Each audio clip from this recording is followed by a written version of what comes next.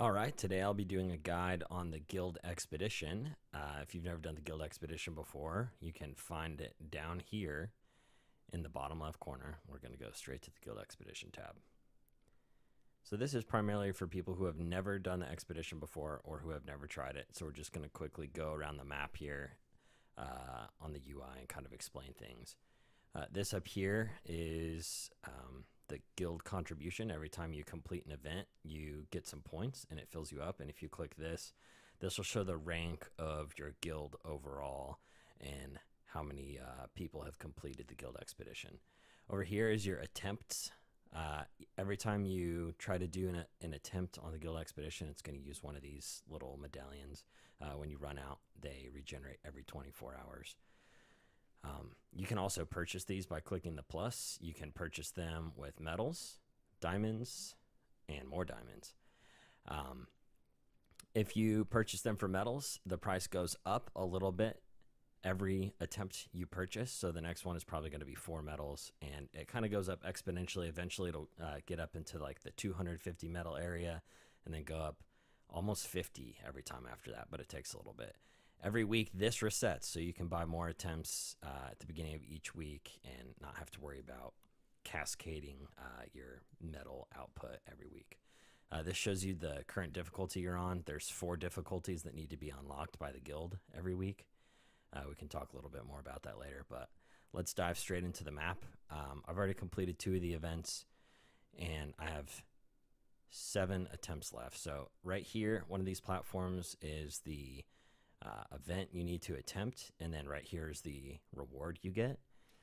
So I've already done 2 of them, so this is my next event. So you can click on it, and it's gonna cost 1 attempt. So you can either choose to attack or negotiate, and we're gonna kind of talk a little bit about attack and negotiate a little bit later. But right now I'm going to actually negotiate this and kind of show you guys what the negotiation pane looks like.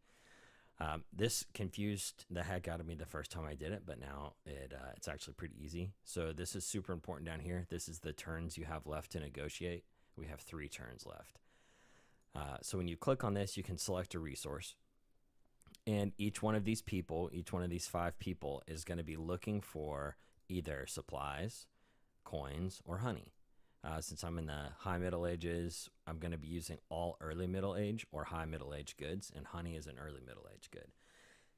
With only 3 attempts and 3 resources, I can actually just kind of brute force this by choosing each resource once, and I'm going to get everybody correct. So we're going to click pay and negotiate.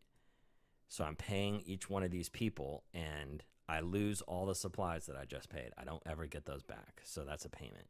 So when you get a red pane that shows up, that means it's incorrect. These people are not supplies. This guy in the middle is the only one that wants supplies. So if we go click on a resource, supplies is grayed out because we've got the only guy who needs supplies. Nobody else wants them. Usually I would just do coins, and then I would be able to figure out whoever's left is going to be honey, but I'll choose a honey, and hopefully I don't get it because I want to show you what happens if you get it wrong. Perfect.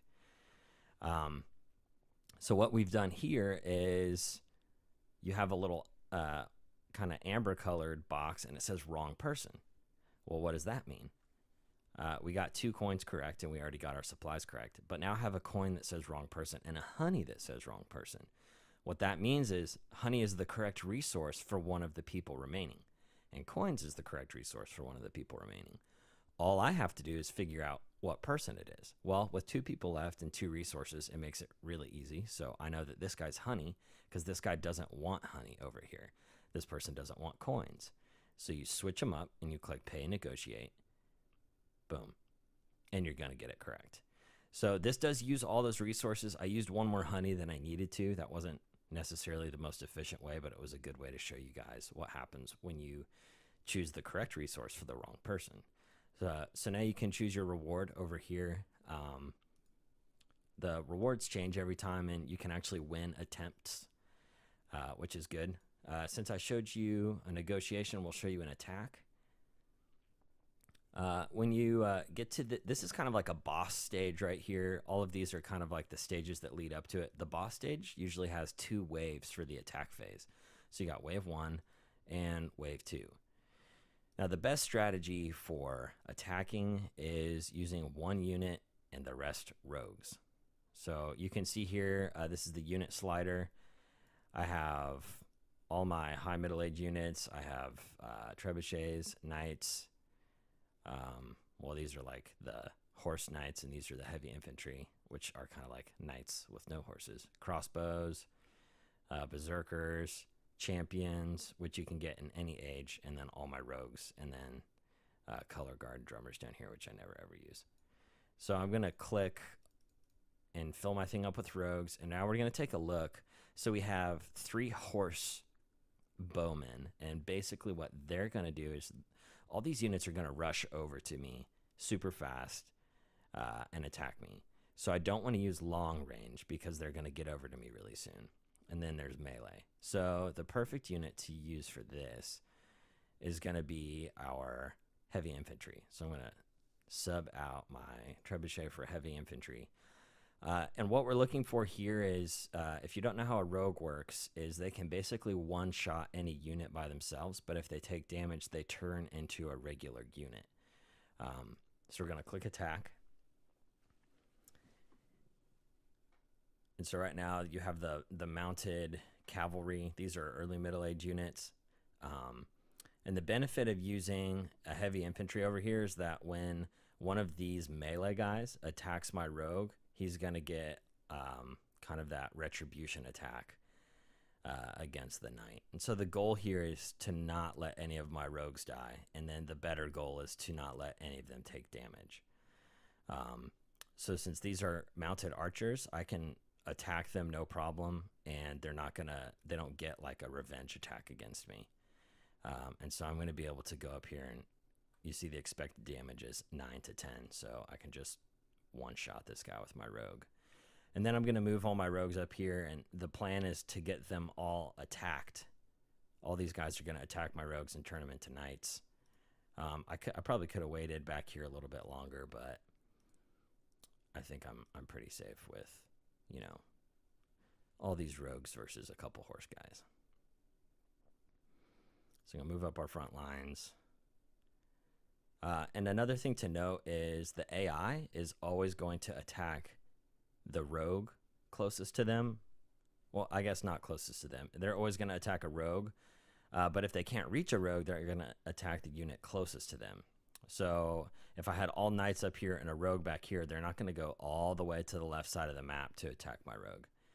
And what that does is that gives you a predictability in who they're going to attack, and can kind of let you plan out your strategy that way.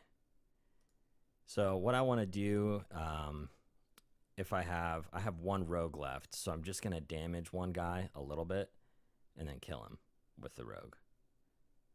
And then hopefully I can kill this guy before he attacks again. Perfect. So I didn't even convert all my units. They're all at full health, and I get to start the next battle, and this battle is going to be super, super easy. I could probably auto battle through it, but I don't.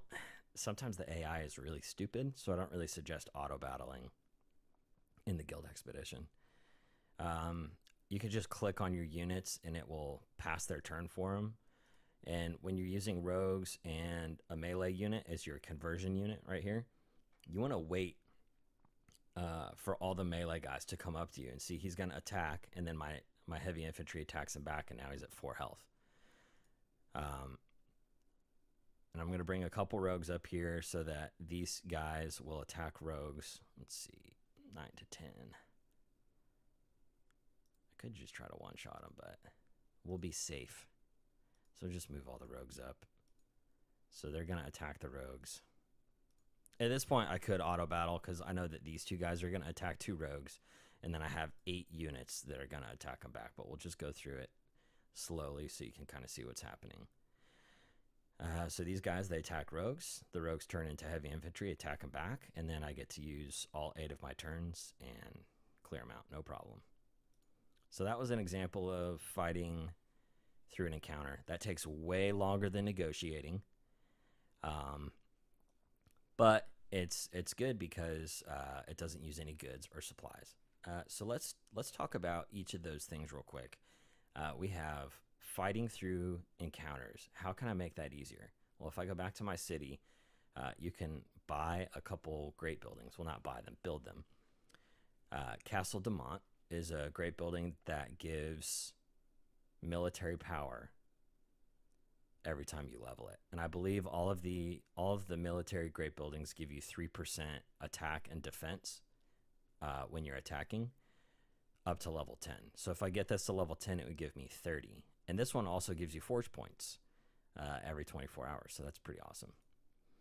The next one is the Statue of Zeus. This is probably one of the easiest ones to get because I'm pretty sure it's Bronze Age. Yep, Bronze Age. The only downside of this is it doesn't give you anything else except military power. So mine's at level 4. He's giving me 12. And a good thing about this is it's so tiny. You can really fit it anywhere in your town, a little nook here and there. The last military building is the Cathedral of Aachen, which is an early Middle Age building. And that's going to give you coins every day, plus the military power. Now, if you're on a budget and you don't want to fill your city up with 3 buildings, I would say this is probably the worst one. If you can get the Castle Demont and the Statue of Zeus and get them both leveled to where they're giving you about 20% power, or 21 at level 7, then you're at 42% power for your whole army, which is pretty good. If you ever need to know what your total bonus is, you can click on your town hall, and under the boost overview, you're going to get an idea. So mine's at 42 because I have a 9, 21, and a 12. And this helps tremendously with the expedition. Not so much with offense, but as defense, because you notice that the enemy it takes them almost twice as many hits to kill my guys, which is super important if you're using rogues, because it makes them a lot more durable and you lose a lot less of them. So if you plan on fighting through the expedition, this is a great path to take, and these buildings will definitely help you. The next building I want to talk about is the Temple of Relics.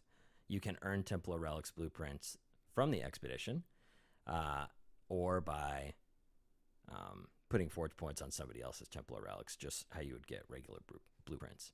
What this does is it gives you a % chance to spawn a relic every time you finish an encounter. What does that mean? Okay, let's take a look at the expedition map. So up here in the right corner is my relic hunt, and this is going to kind of become colorful if I've spawned a relic by finishing an encounter. So every time I do one of these encounters, there's a 13% chance to spawn a relic. The relics have different rarities, and they have really good rewards. Temple of Relics is worth putting down even if you don't level it. And you can see here, I have a 75% chance to get a Temple of Relics blueprints from this. So we're going to see, oh look, there's a Temple of Relics blueprint. Or 3. It's not a huge deal.